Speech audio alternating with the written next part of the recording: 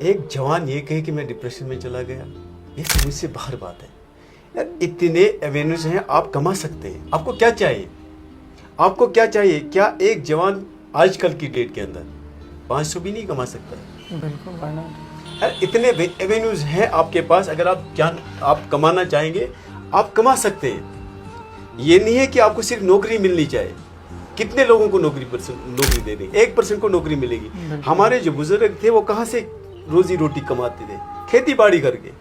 تو میں آپ کو یہ عرض کرنا چاہوں گا کہ دیکھیں، ہم نے اپنے یوتھ کو اس چیز کے ساتھ جوڑنا ہے جس چیز سے ان کی دونوں ذہن کی نشوونما اور ساتھ ساتھ میں ان کو فائنانس بھی ہوگا.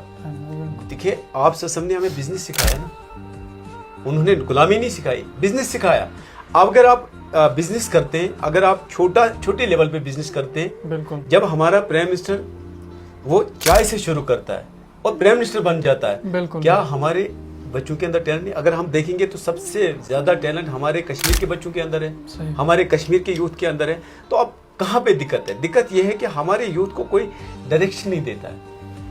ہمارے یوتھ کو جو ایلینیشن ہوئی نا قرآن سے، قرآن ان کو سکھا دیتا آپ نے کرنا کیا. الا بذکر اللہ تطمئن القلوب. آپ کے دل کو جو سکون دینے والی چیز ہے نا، وہ قرآن ہے، وہ قرآن کا نور ہے، وہ اللہ کی ذکر ہے. اس سے جب تک ہم دور رہیں گے ہم ڈپریشن میں رہیں گے.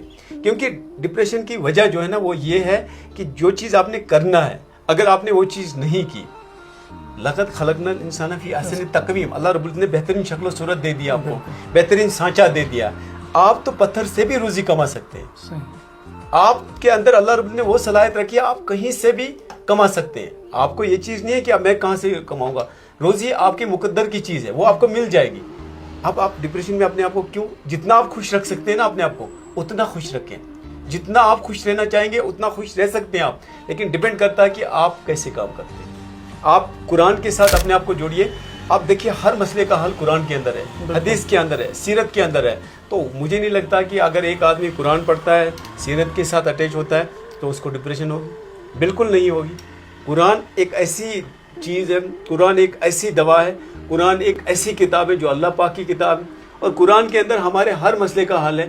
تو قرآن کے ساتھ اور نبی صلی اللہ علیہ وسلم کی سیرت کے ساتھ جو بھی انسان اپنے آپ کو جوڑے گا اس کو ڈپریشن نہیں لگے. ڈپریشن کی وجہ ہے نماز کا چھوڑنا، ڈپریشن کی وجہ ہے گناہوں میں مبتلا ہونا، ڈپریشن کی وجہ ہے کہ ہم وہ چیز کرتے ہیں، وہ کام کرتے ہیں جس سے منع کیا گیا. اگر ہم اس کام سے اپنے آپ کو روکتے ہیں تو ڈپریشن کا سوال ہی نہیں ہے. آپ کو یہ چیز بتایا گیا آپ نے بیکار بیٹھنا نہیں ہے، آپ نے کام کرنا ہے، آپ نے پڑھنا ہے، آپ نے کھیتی باڑی کرنی ہے.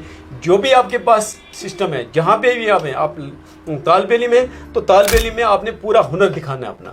آپ دکانداری کرتے ہیں تو دکانداری میں اپنا ہنر دکھانا ہے. آپ جب عبادت کرتے ہیں تو عبادت میں اس طریقے کی، اس لیول کی عبادت کرنی ہے کہ دوسرے لوگ آپ کو دیکھ کے رشک کریں.